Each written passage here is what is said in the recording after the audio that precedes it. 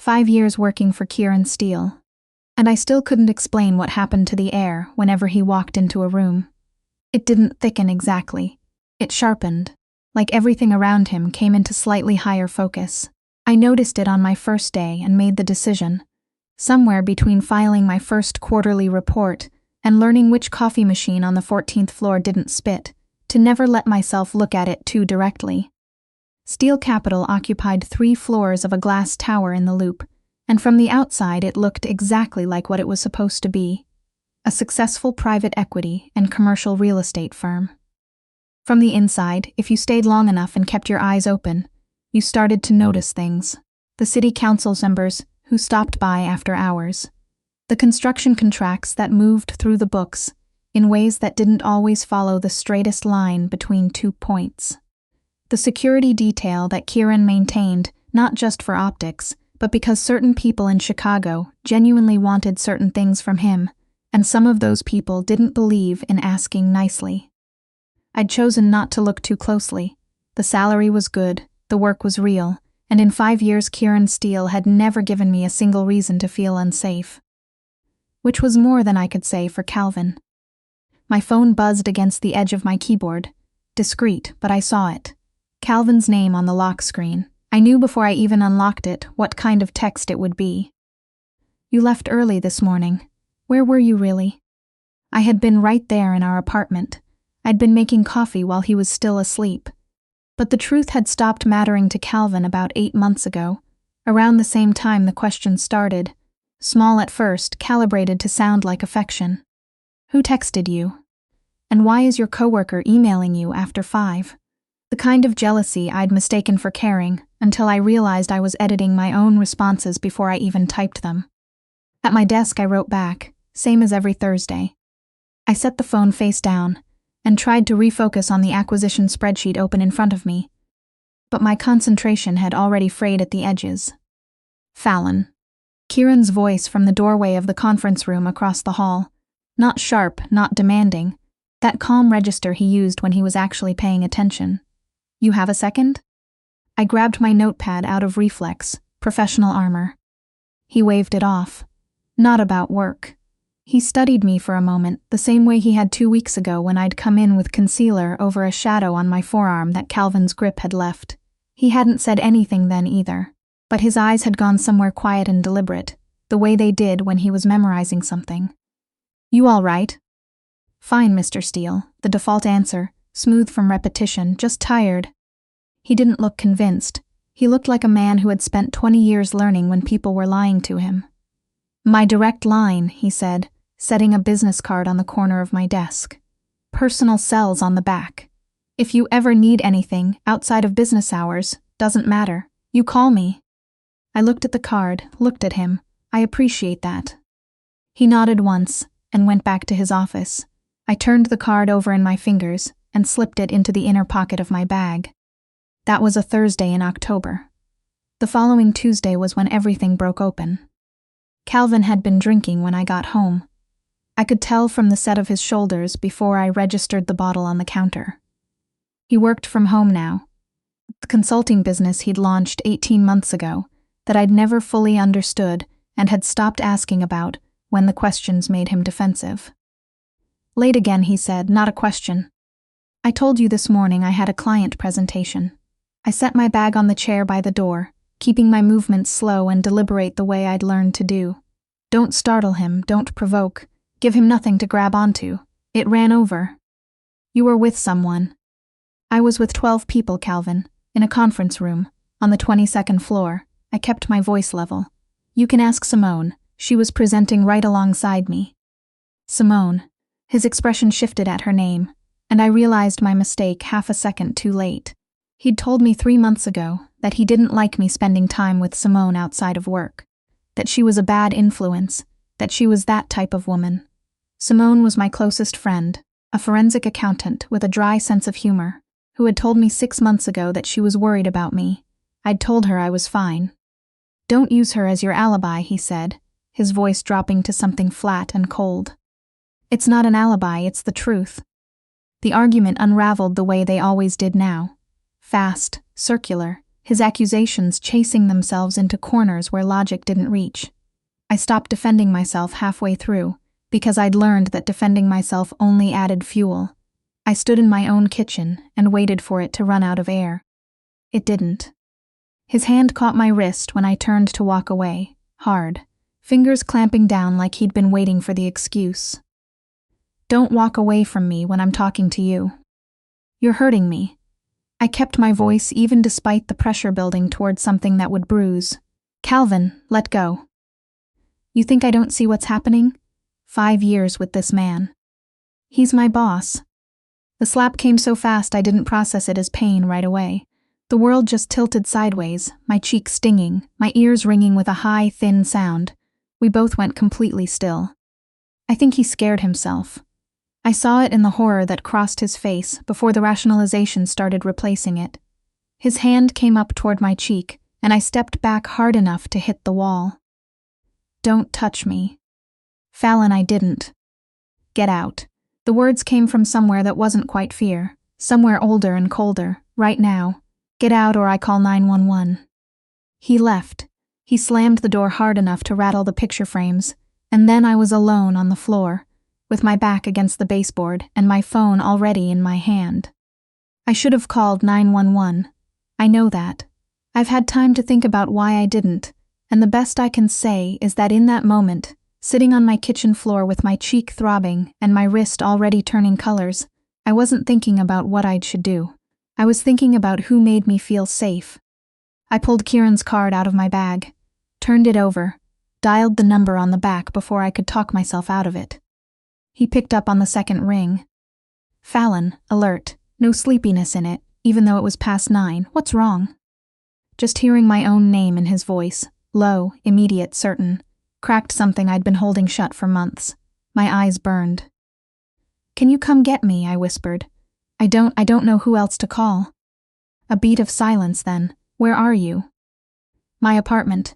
Calvin left, but I don't know if he'll come back and I can't." My voice broke on the last word. "I'm sorry. I know it's late." "Stop apologizing." His voice shifted, not cold, but focused in that particular way of his, the way that meant decisions were already being made. "Lock your deadbolt in your chain. I'm 20 minutes away. Stay on the phone with me." I scrambled to the door and through both locks, my hands shaking badly enough that the chain rattled against the bracket. "Okay," I breathed, both locked. "Good, stay on the phone. What happened, Fallon?" I told him, haltingly at first, then all at once. Calvin's grip on my wrist, the slap, the way I just stood there afterward. Kieran listened without interrupting, and beneath the silence I could hear the background sound of a car engine, of the city moving past a window. "Is your face bleeding?" "No, just red. My wrist is worse." Another silence, brief enough that I almost missed it.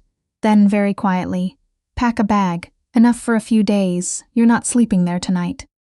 He arrived in 18 minutes. He had Rafe with him, his head of security, a quiet man built like a freight elevator who watched doorways the way other people checked their phones.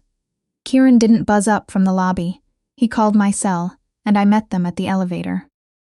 The look on his face when he saw me, the careful, deliberate stillness that moved across his features when his eyes found my wrist and then my cheek, was the look of a man deciding something irrevocably. He didn't say anything right away. He took my bag from my shoulder and handed it to Rafe. Then he put one hand, very lightly, at the small of my back and steered me toward the car. He had a house in Lincoln Park. It was not what I'd expected. Not the cold, modern showplace I'd imagined from the scale of his office, but something older, with thick walls and warm wood floors and windows that looked over a garden gone dormant for winter. He settled me in a guest suite larger than my living room, and called a doctor before I'd finished processing the fact of being there. Dr. Okafor arrived 40 minutes later, a composed woman in her early 50s, who examined my wrist and cheek with practiced precision and said very little until she was done. "Nothing broken," she said. "Significant bruising. Ice for 48 hours, then heat. These will be visible for at least a week." She looked at me over her glasses. "You should file a report." "She will," Kieran said from the doorway. He caught my look. "When she's ready." After Dr. Okafor left, I stood in Kieran's kitchen, wrapped in a borrowed sweatshirt that smelled like cedar and something I couldn't name, and watched him make tea without being asked. "You don't have to do all this," I said. He sets the mug in front of me, I know. "I could find a hotel." "Fallon." He sat across from me at the kitchen island, his hands flat on the marble, looking at me with that steady attention. "You called me. That means something. Stop trying to make yourself smaller than you are." I wrapped both hands around the mug and looked down at it. Stop trying to make yourself smaller. I hadn't realized how much of my own space I'd been shrinking into until someone named it out loud. "He's going to say I overreacted," I said. "He always does." "He hit you." Kieran's voice was even, but there was something beneath it, something that reminded me why certain men used their careful voices around him in certain rooms. There's no version of that where you overreacted.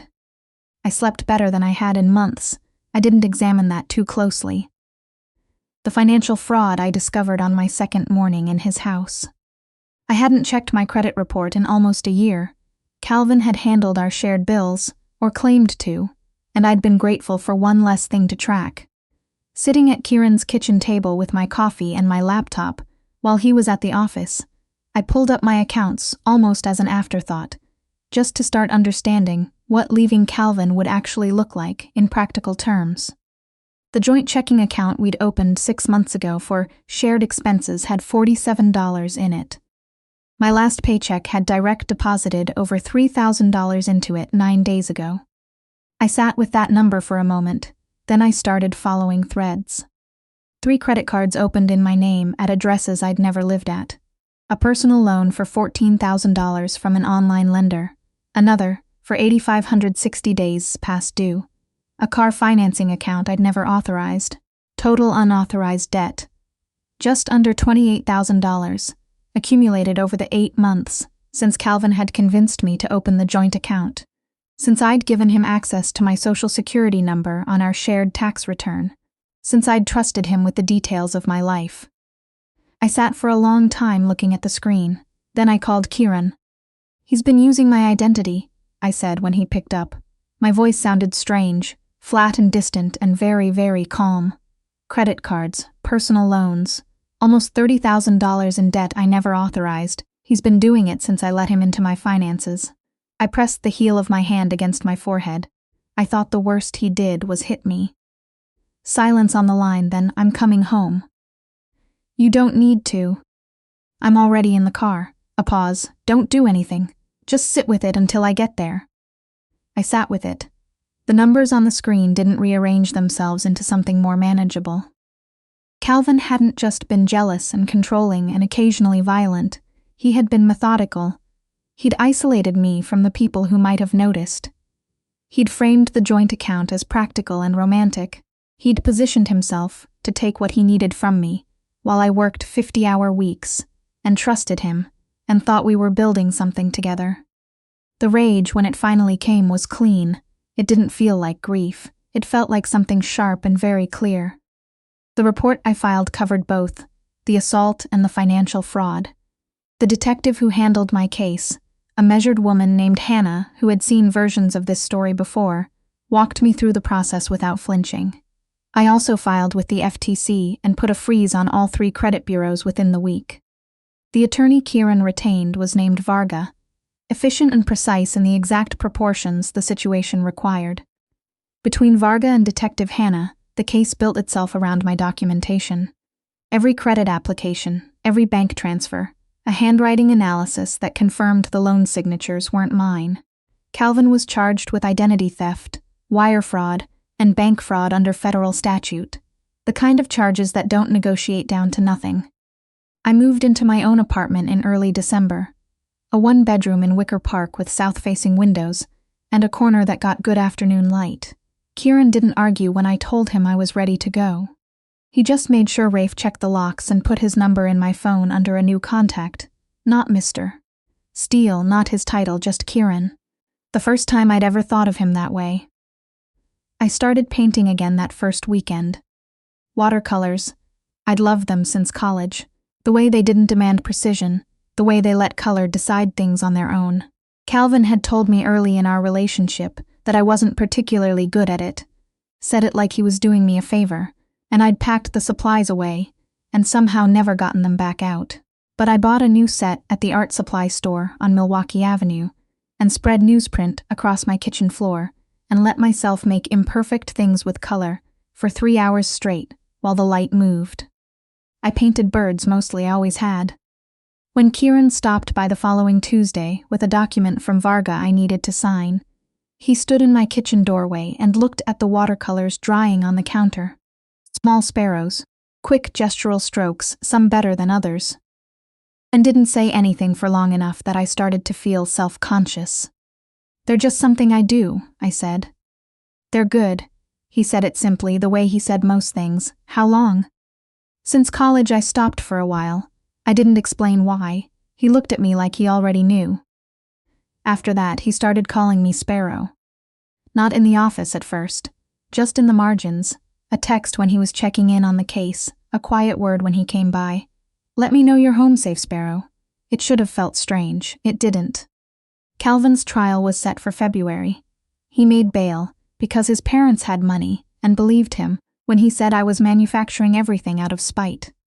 In January, Detective Hannah called to tell me he was complying with the terms of his release, checking in weekly with his pretrial officer from a sublet in Evanston. The restraining order keeping him 500 feet from me, from my apartment, from my workplace was holding. I believed her. I almost started to relax. The call came on a Wednesday afternoon while I was cross-referencing due diligence files at my desk. "Unknown number," I answered on instinct. "I need you to hear me out," Calvin's voice. I hadn't heard it in 3 months and it hit like cold water. 5 minutes, Fallon. That's all I'm asking." "You're violating your release conditions right now," I said.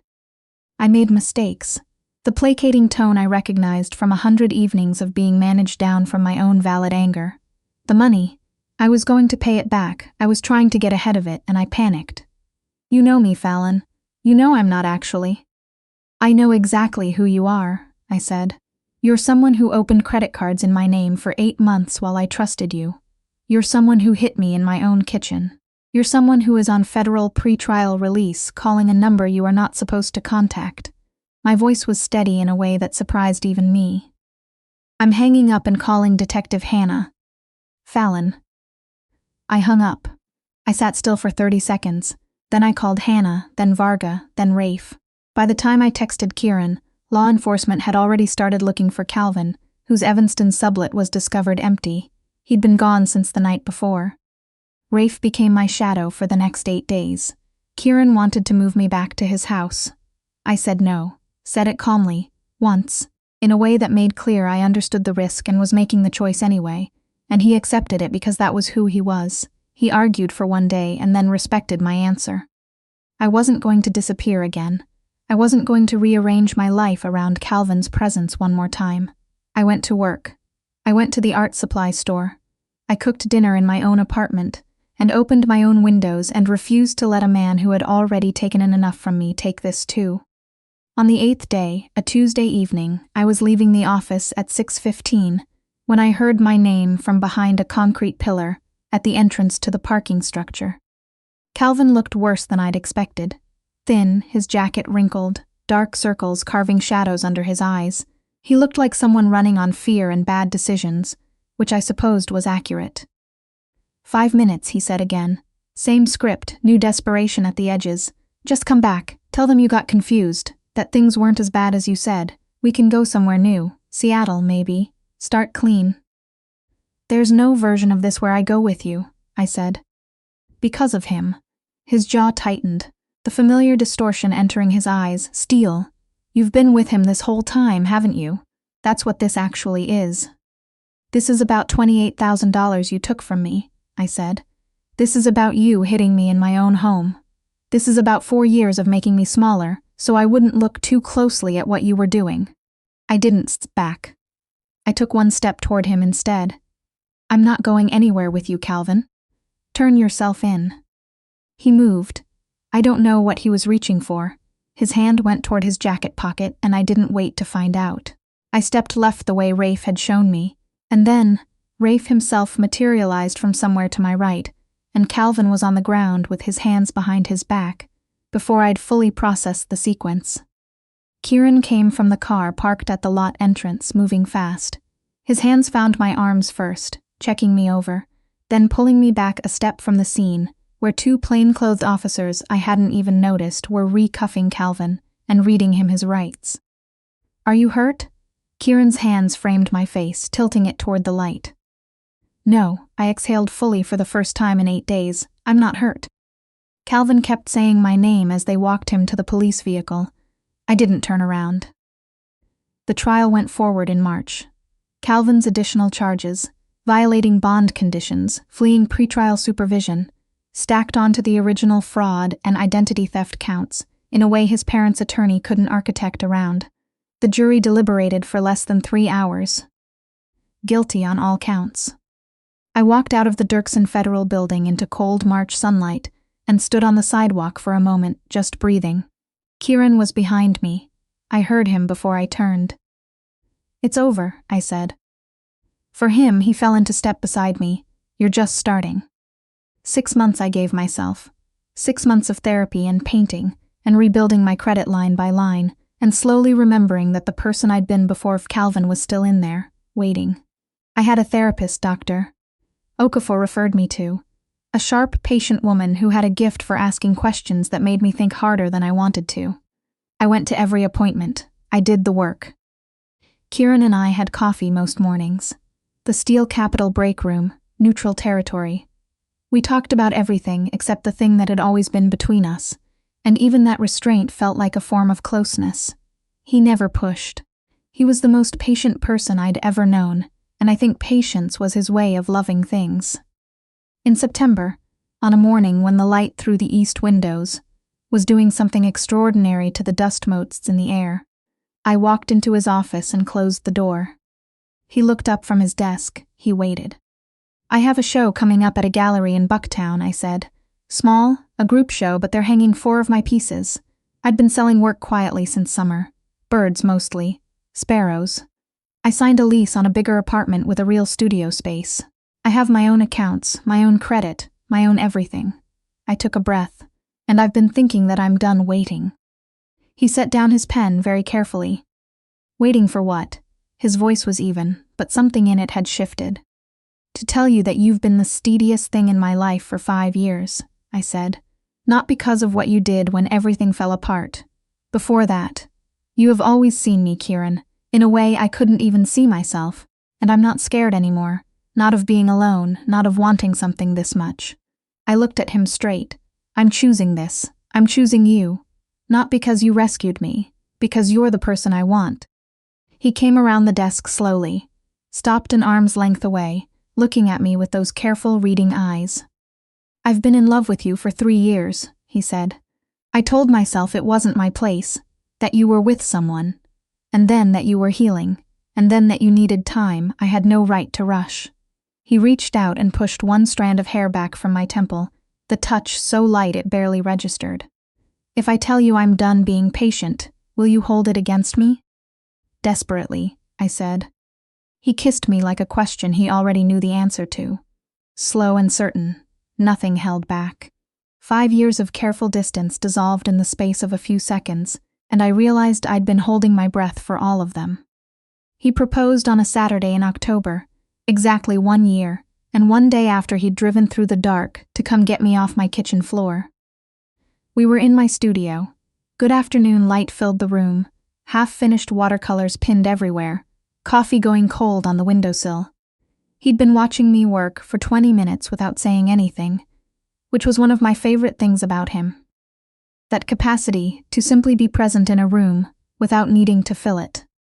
I set down my brush and turned, and he was already on one knee. The ring was a slender gold band with a sapphire set into it, small deep blue, the color of sky after rain, and engraved on the inside of the band, too small to see unless you held it to the light, was a single sparrow in flight. I forgot whatever words I'd been about to form. I just looked at it and then at him. "I've been calling you that for almost a year," he said quietly. It seemed right to make it permanent. A pause, and something underneath his certainty that might have been nerves. "I love you. I love who you were fighting to get back to, and who you've become, and whoever you're still becoming. I want the rest of my life to be whatever comes next for you. Will you let me?" I was already nodding before he finished. I was crying before I'd said yes, but I said it twice, said it into his shoulder when he stood and pulled me close. Later, sitting on the studio floor with the coffee long cold in October, light going gold across my half-finished paintings, I looked at my hand and let myself think about the person who had sat on a different floor 8 months before that. Knees pulled to her chest, cheek stinging, calling someone she was afraid to want because she had nowhere else to turn. I wasn't that person anymore. I was something my own grief had quietly forged, and I was, strangely, completely, and without apology, grateful for her. Kieran's arm was around my shoulders. He didn't say anything. He just held me in the light, steady and certain and absolutely there, and I let myself be held and let myself be chosen. And for the first time in longer than I could name, I felt exactly like myself.